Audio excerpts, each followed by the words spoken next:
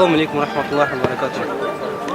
Ушул жерде бүгүнкү чогулган жалпы мусулман муштагандарга жана ушундай эле бизди чогулткан ушу агайларыбызга терең ыраазычылык билдиребиз. Биринчиден, ошондой эле пайгамбарыбыз саллаллаху алейхи вассалам айткан хадиси боюнча биз ушул жерде келип отурабыз. Пайгамбарыбыз эме деген пайгамбарыбыз саллаллаху алейхи вассалам айткан со денеде со акыл.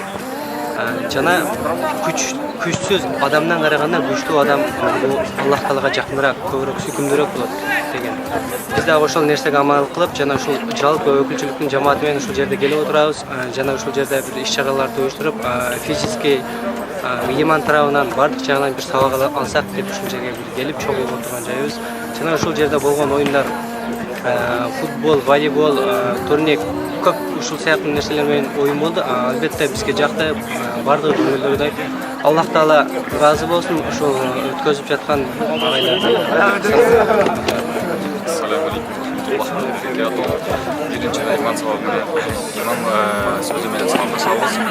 Биздин бүгүнкү өткөргөн иш-чарабыз Кудайга шүгүр бардыгы мындай көңүлдүү өттү.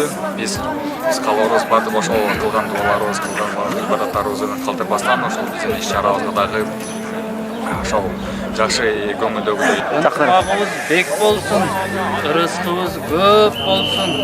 Ынтымагыбыз бек болсоң алдыны көздөй жылабыз.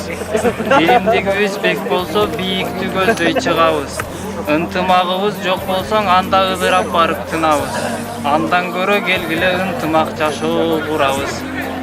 Аллаху аля Мухаммад саллаллаху алейхи ва саллам.